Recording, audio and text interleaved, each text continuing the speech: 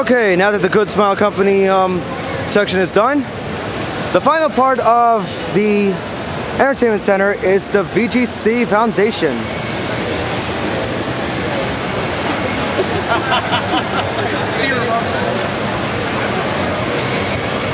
The wall outside here shows the various video game consoles by the decades.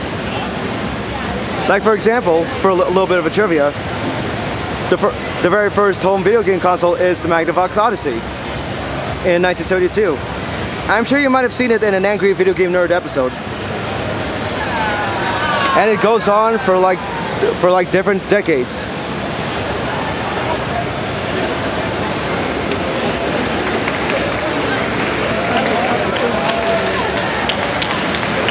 Going from the Odyssey to the Atari to the inception of Chuck E. Cheese to the advent of Nintendo and Sega, then Sony, also showcasing consoles that only lasted for like maybe a few years to not at all or whatever.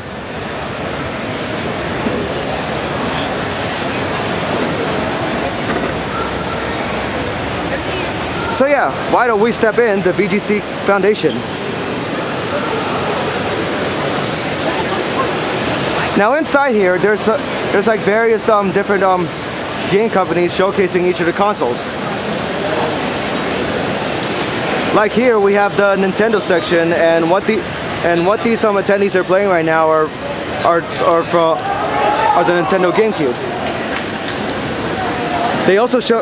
They also start showing specifications of each console. Like, yeah, I know the descriptions are upside down, but you can see like the insides of the NES, the Super Nintendo, and whatever. Here we have the Atari section, with one screen playing Space Invaders, and the other screen playing the original Mario Brothers. Yeah, believe it or not, it exists. And it keeps going on and on when after the 2600, the next yeah, you couldn't actually see from behind the cage, but they're showing the Atari 5200, the 7800 to the Atari Jaguar. So yeah, the Jaguar, it's the last of Atari's main consoles, unfortunately for them.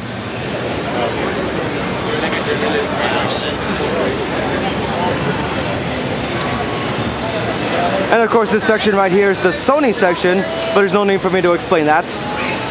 Well, maybe except for one thing. Yeah, obviously that's the PS4. The PS3.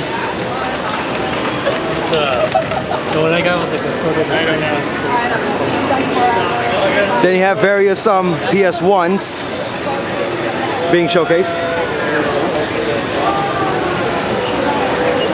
And we also got PS2s. And of course there's the Microsoft section. And here the Xbox consoles taken apart, showing the specs. I like how they're also playing. And here we have the Sega section. Starting from here, you'll see the game Afterburner being played on the Sega Master System, as well as Outrun. As we keep moving forward, there's also the Sega Genesis.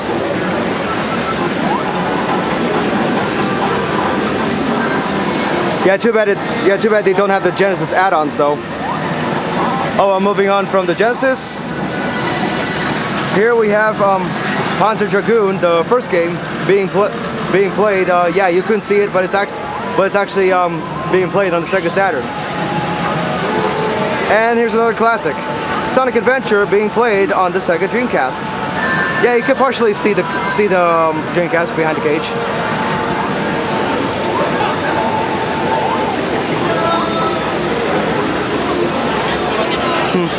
Super Nintendo.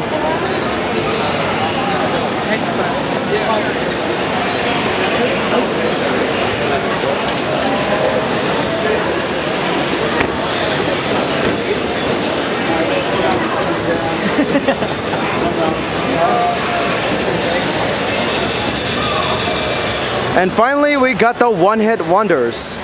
We start off with the ColecoVision.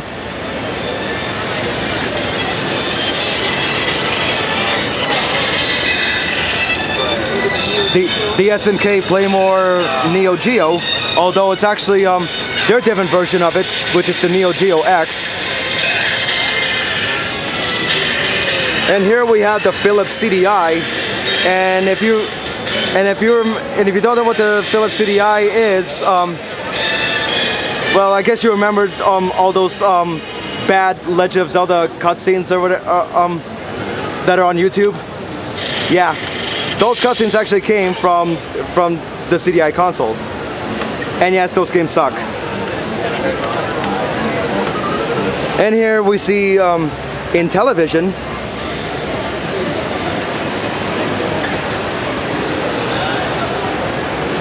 and behind these cages, this is the Panasonic 3DO, which was at the time the most expensive console, roughly around 700 to 800 bucks. And finally,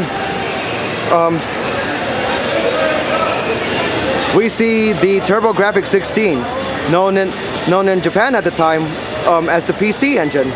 I know it's really weird, but that's how they name it. But yeah.